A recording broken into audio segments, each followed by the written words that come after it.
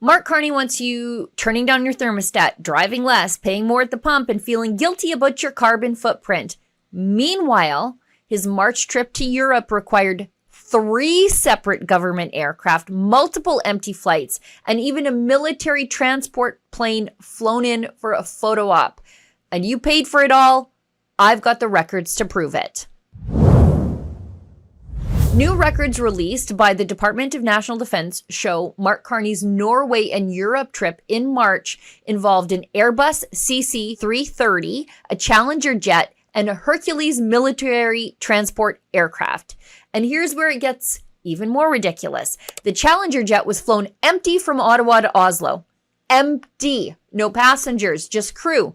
And then it followed the Prime Minister's Airbus onward to London, also empty.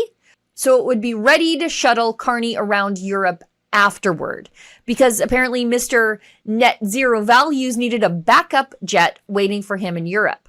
From London, the Challenger was then used to fly Carney to Paris, then Rome, and eventually back to Ottawa with a fuel stop in Portugal. And it gets better. The military Hercules aircraft used for Carney's Norway photo op was also flown into Oslo empty from Scotland. According to the government's own records, the plane also carried crew members only on the flight into Norway and again on the return trip back to Scotland. Taxpayers spent more than $42,000 on fuel for the Hercules legs alone, and even the government admits some invoices still haven't been finalized yet.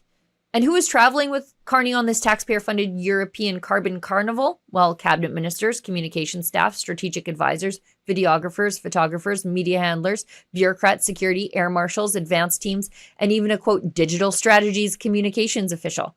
Because nothing says serious military diplomacy like hauling an entourage of spin doctors across Europe on multiple aircraft and, an empty one too.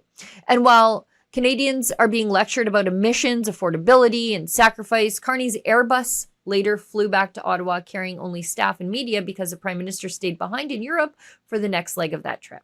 This is the climate cult in a nutshell, though. The rules are for you and your SUV. You're supposed to take fewer vacations, actually cancel your summer road trip. You can take a summer fun time vacation where you're locked in a car for 10 consecutive days, nonstop with no bathroom breaks, and the Conservatives have a plan for you to have that summertime fun. And the cost? Give up the future of the planet, right? Don't worry, kids, about climate change. Don't worry about taking action on the planet. Enjoy your 10 hours in the car and let the planet burn. You're supposed to eat bugs, pay carbon taxes, accept higher heating bills, sit in traffic in an electric vehicle during a prairie winter while being told it's all necessary to save the planet. It's your duty. But the political class burns through jet fuel like there's no tomorrow. And they always have an excuse, don't they? In this instance, the government says the Prime Minister must use government aircraft for security reasons. Fine, I agree with that. But security does not explain flying empty jets across the Atlantic just to position them for convenience. We are two countries that care about climate change and care about global solutions to climate change. Right there's an enormous area for cooperation. Security does not explain 3 separate aircraft supporting one politician's European tour. And security definitely does not explain using a military transport aircraft as a glorified backdrop for a photo op. This is the same crowd constantly talking about climate emergencies while behaving like medieval royalty and we're the serfs. The same people demand sacrifice from ordinary Canadians while they globetrot with entourages, backup aircraft, and military support staff. Mr. Net Zero Values apparently has a large carbon footprint. He just expects you to carry the guilt for it. For Rebel News, I'm Sheila Gunn-Reid. This is all part of the globalist plan to rewrite the world economy in their image, in the image of green values. But they don't have to live with it. They don't have to bear the cost.